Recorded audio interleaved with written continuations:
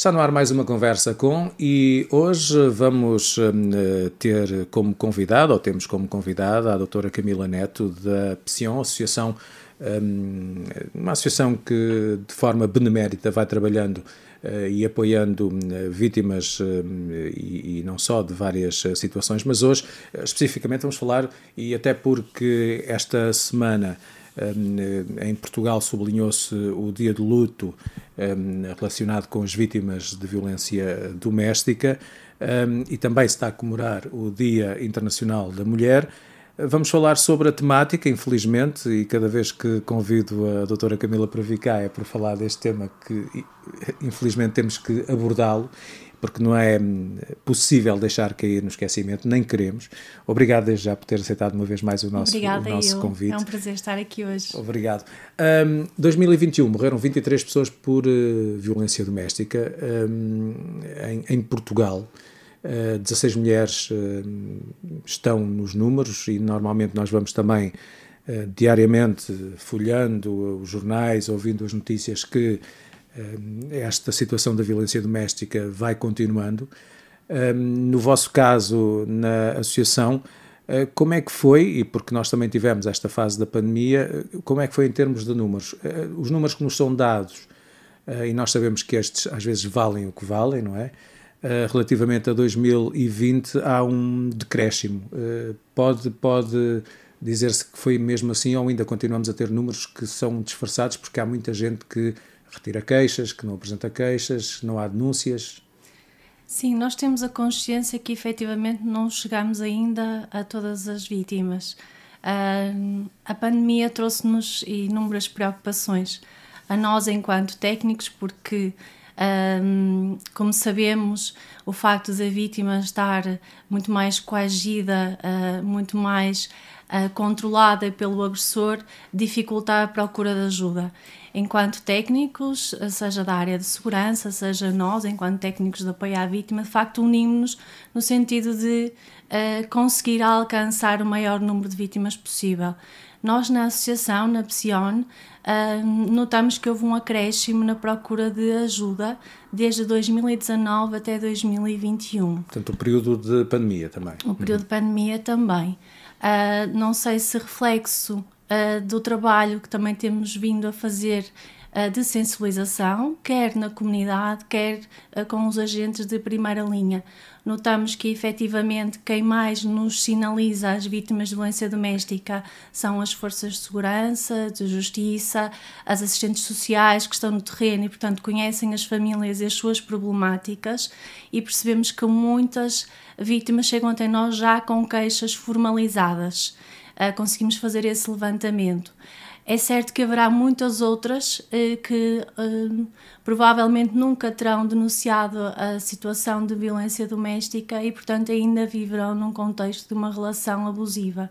E, de facto, são essas também que nos preocupam, muitas vezes pelo medo em que vivem, o receio em procurar ajuda e quais as suas implicações, e também as respostas que elas podem encontrar para efetivamente conseguirem pôr termo à violência, porque nem sempre é fácil, nós sabemos, mudar é sempre um receio, não é? E quando existem filhos menores, essas preocupações também se acrescem e, portanto, percebemos que, apesar de uma maior procura, temos que continuar o nosso trabalho, a divulgar a associação, a divulgar a Rede Nacional de Apoio a Vítimas de Violência Doméstica, que, no meu entender, está cada vez mais capaz, mais sólida, mais articulada.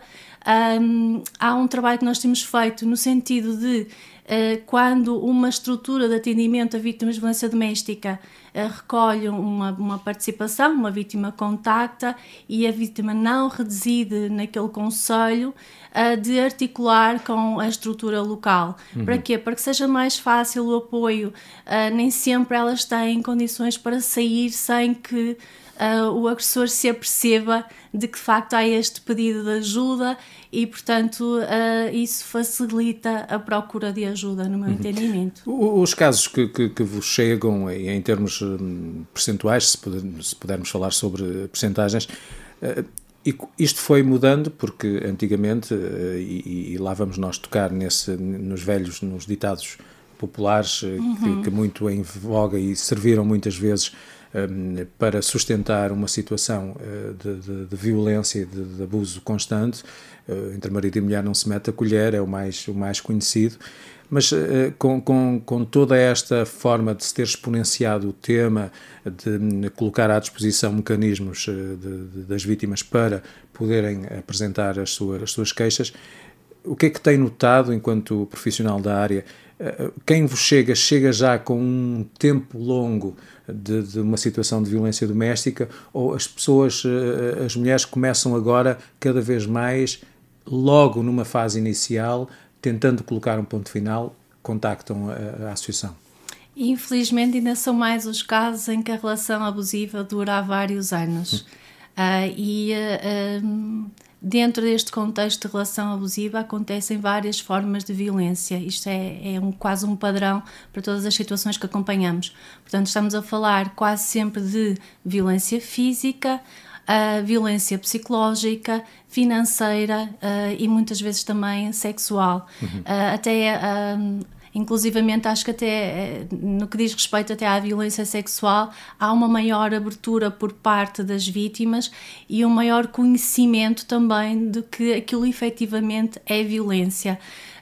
Antigamente, eu acho que se pensava que o marido tinha certos direitos, o companheiro tinha certos direitos e, portanto, por parte da vítima ela tinha que estar subjugada, controlada, não podia tomar quaisquer decisões sobre a sua vida e efetivamente este controlo é extremamente destrutivo para quem vive nestas situações de violência.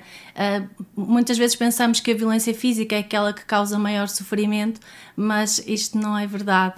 E vemos que efetivamente em termos de acompanhamento psicológico, eu sou a psicóloga na unidade, muitas sequelas têm que ser trabalhadas e as consequências da vitimação muitas vezes demoram anos até serem ultrapassadas porque ficam traumas. São vidas adiadas, não é? São vidas adiadas e efetivamente a sociedade tem feito um trabalho que é importante valorizar no sentido de promover uma maior igualdade entre homens e mulheres. E isto é efetivamente o futuro, porque a questão da igualdade trata-se efetivamente de uma questão de poder. E, portanto, se a mulher sentir que não tem poder, não tem controle sobre a sua própria vida, torna-se muito difícil também depois promover aqui uma mudança. Percebemos, e hoje é o Dia Internacional da Mulher, percebemos que ainda há muito, muito a fazer. Ao longo dos anos as mulheres viveram discriminadas e viveram subjugadas ao patriarcado e, portanto, estabeleceram-se estas desigualdades em termos de poder, quer a nível económico, quer a nível dos sistemas políticos, quer a nível das empresas e quer também a nível da vida familiar. E, portanto, temos que cortar todas estas barreiras, temos que promover os direitos das mulheres, que no fundo são os direitos humanos, para termos aqui uma sociedade mais justa, mais igualitária e, acima de tudo, mais inclusiva. Esta geração que não é que surja, que está agora, vamos chamar-lhe no domínio, esta geração é uma geração que ainda tem muitos trejeitos de uma educação em que a mulher foi sempre colocada no lugar quase subjugável, ou mesmo, vamos chamar-lhe as coisas pelos nomes, era subjugada porque o homem era sempre aquele que ficava na posição do senhor, à espera de algumas situações de serventia. Ainda se nota muito isso, até porque nós agora vamos tendo o fenómeno de que muitas vezes estas situações começam até no namoro, na escola, ainda com algum machismo associado, mas já vai havendo consciência para que a geração seguinte possa, de alguma forma, atenuar esta situação? Seria bom, e é a nossa esperança, e é para isso que trabalhamos, no sentido de esclarecer cada vez mais, para que as pessoas consigam interpretar desde logo quais são os sinais de coação, de controlo. Vemos efetivamente que ainda é um problema dos nossos dias, não é um problema de antigamente. Eu recebo, infelizmente, muitas jovens que sofrem deste controle e desta coação, digamos assim. Às vezes basta aquele sinal do dá-me o teu telemóvel, deixa ver o que tens. Que roupa usas, envia-me uma imagem, e as tecnologias também têm este poder de controle. Com quem é que estás a falar, quer a tua palavra passe das redes sociais para perceber com quem conversas, com que amigas podes ou não sair, e isto são efetivamente os primeiros indícios, mas quase sempre há depois uma escalada, não é? Há o que nós chamamos o ciclo da violência, e portanto esta violência começa a ser, e a vitimação, cada vez mais repetitiva e com uma maior gravidade, infelizmente. Portanto, gostava de dizer que é um problema já ultrapassado ou que reside na geração passada, mas infelizmente não. E há muito a fazer também em termos sociais. A mulher, infelizmente, ainda está muito subjugada às tarefas domésticas, aquilo que se fala da dupla jornada. Tem o seu dia de trabalho e depois chega à casa, tem que cumprir com todos os deveres enquanto esposa, enquanto mãe, e isso gera um cansaço extremo, quer a nível emocional, quer a nível físico. Para as mulheres também alcançarem os postos de maior poder nas empresas, não é? Também ainda é uma dificuldade, portanto há postos que ainda estão inacessíveis, e portanto isso também tem que ser transformado para que efetivamente as mulheres também possam desenvolver todo o seu potencial, acreditar em si, aumentar a sua autoestima e o seu autoconceito. Ainda há muito a fazer também a nível da representação política. As cotas efetivamente vieram melhorar aqui alguns aspectos, mas ainda há muito a fazer. E a nível da disparidade também de salários, não é? Nós sabemos que as mulheres, face aos homens, que exercendo a mesma função recebem menos. Portanto, há aqui um maior risco por parte das mulheres de sofrerem de pobreza ou até ficarem desempregadas. Nós percebemos pela pandemia que isto acabou por ser uma realidade. Portanto, as mulheres têm que também ter recursos, têm que ter direitos, garantias, para depois também poderem assumir o seu poder e terminar com esta assimetria de poderes que ainda existe na nossa sociedade. Doutora Camila, há uma questão que me faz muita confusão, não é de agora, é de há alguns tempos, que é o facto de muitas vezes utilizar-se a palavra amor juntamente com a palavra violência, não casa de todo. E muitas vezes nós vemos até nos títulos da imprensa crime passional, foi por amor, mas não é nada disto. Quando se utiliza numa situação destas, amor, paixão, não se estará também a atenuar um pouco a culpa ao agressor, ou seja, a tentar arranjar uma justificação para quando não há justificação possível? Sim, concordo claramente. Isto não é de todo amor. E, portanto, muitas vezes essa é a justificação que muitas vezes os agressores utilizam, não é? Eu gosto tanto de ti, é que te faço isto, não é? A questão, por exemplo, dos ciúmes patológicos muitas vezes são interpretadas como expressões de amor, e isso não é de todo. E daí falarmos da importância de começar a informar, não é, as mulheres e os homens, porque, não é, apesar de ser, na sua maioria as vítimas serem mulheres, também há um número crescente de homens a sofrer de violência doméstica, em particular de violência psicológica, e portanto não, isto não é de todo o amor. O amor não causa sofrimento. O que vemos do lado dos agressores, efetivamente, é, por norma, nos processos que acompanho, é uma falta de empatia, uma incapacidade de se colocar no lugar do outro, de perceber o sofrimento que muitas vezes lhe gera. Portanto, isto não pode ser conotado desta forma e temos que desconstruir isto.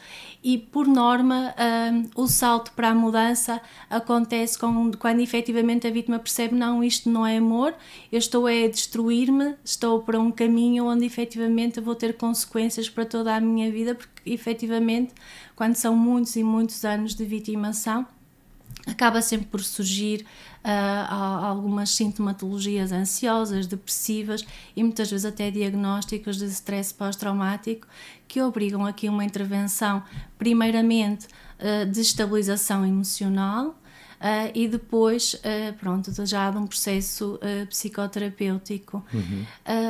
Muitas vezes o que dificulta, e às vezes também é uma pergunta muito recorrente: porque é que não saíram mais cedo, não é? Porque é que isto não aconteceu mais cedo?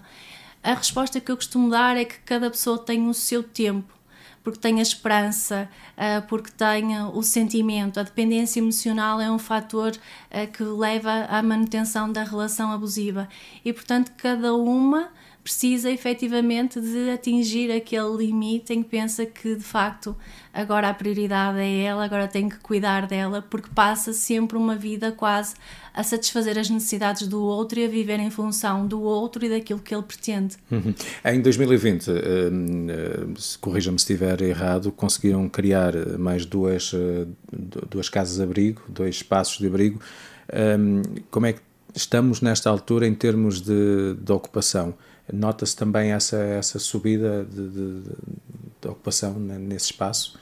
Sim, a ocupação das casas de abrigo é sempre permanente, porque há sempre entradas e saídas.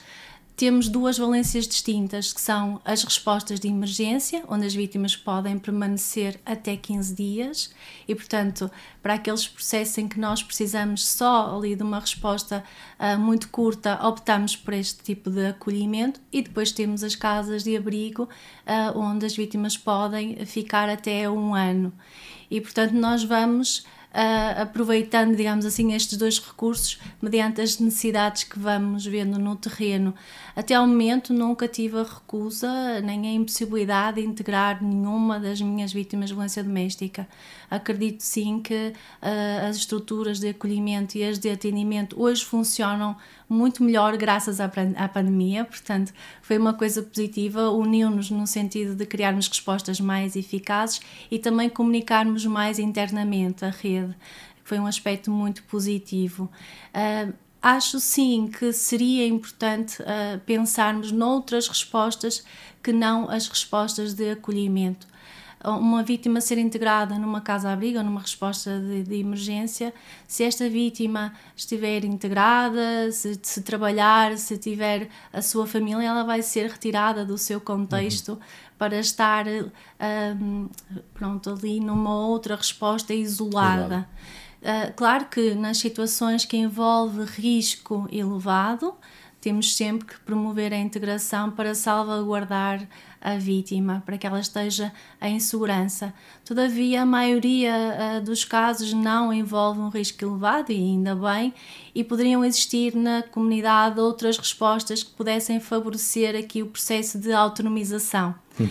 Porque trata-se muito disto, de criar um novo projeto, capacitar esta vítima para a mudança e para tudo aquilo que vai acontecer, empoderá-la, porque a vitimação também traz isto, a pessoa deixa muitas vezes de acreditar em si, nas suas capacidades e no processo de mudança, porque é-lhes incutido isso. A violência passa muito por não vales nada, e portanto isso acaba por ser de certa forma interiorizado e assimilado, e esta capacitação poderia envolver respostas no terreno que nos permitissem temporariamente alojar estas vítimas, que elas depois se pudessem reorganizar. Era um recurso fundamental. 11% das condenações judiciais dão prisão efetiva.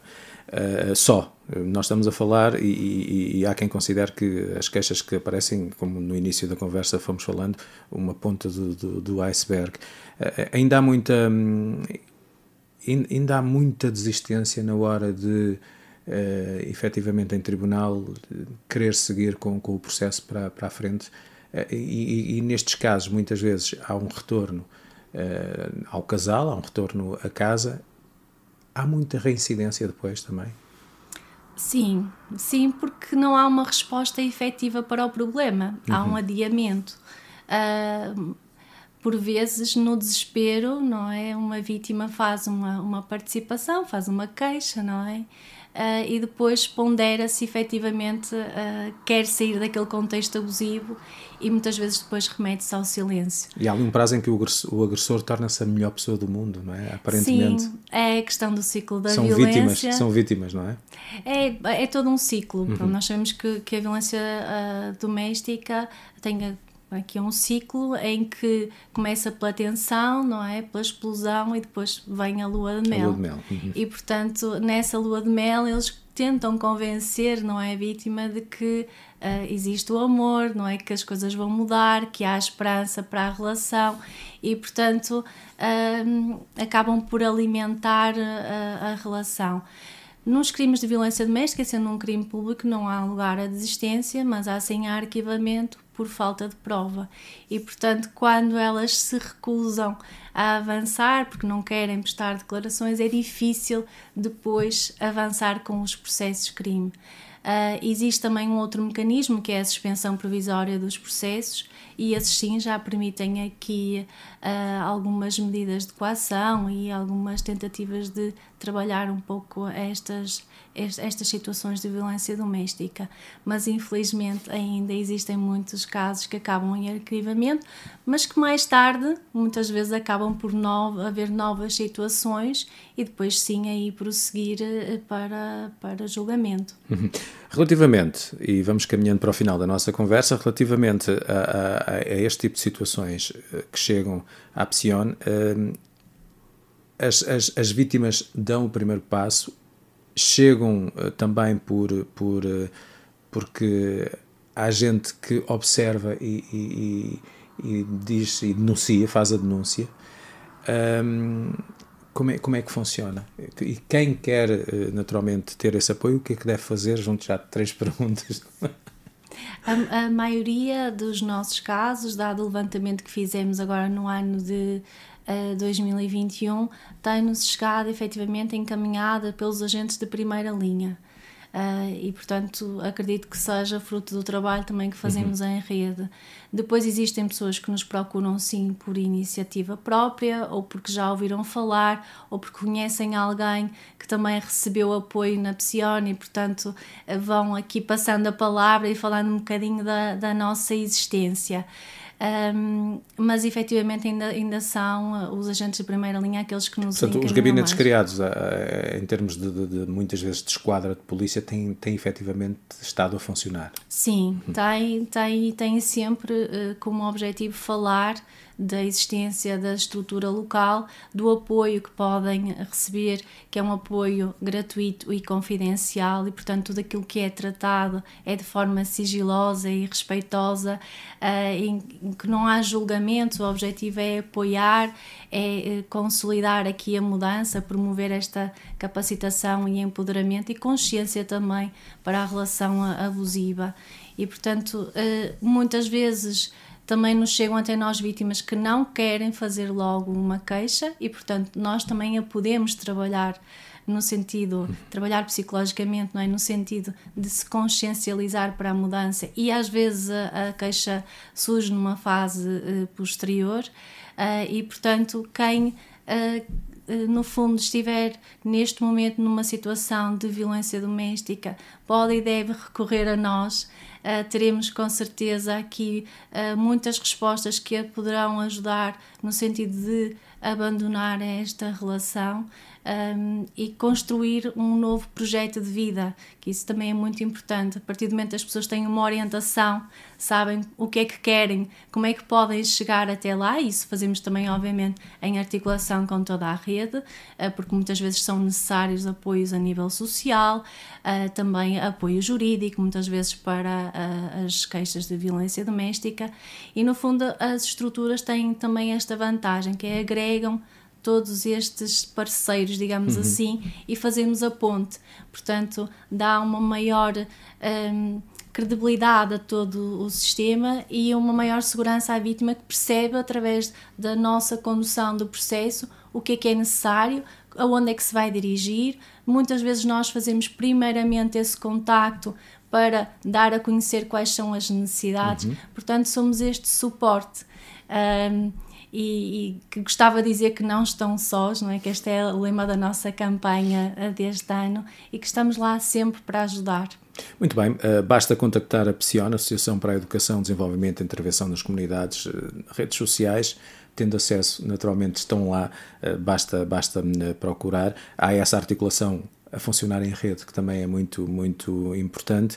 Eu quero agradecer-lhe mais uma vez o facto de ter aceitado o convite para falarmos sobre esta temática. Espero daqui a algum tempo convidá-la para termos notícias positivas, porque é sempre bom que isto não caia no esquecimento, naturalmente, e esse lema desta campanha deste ano é mesmo, não estão sós, e é importante também, naturalmente. Às vezes as pessoas pensam que ao fazer uma denúncia estão a meter-se em vida alheia, mas não, estão a ajudar a vida alheia, que é muito importante.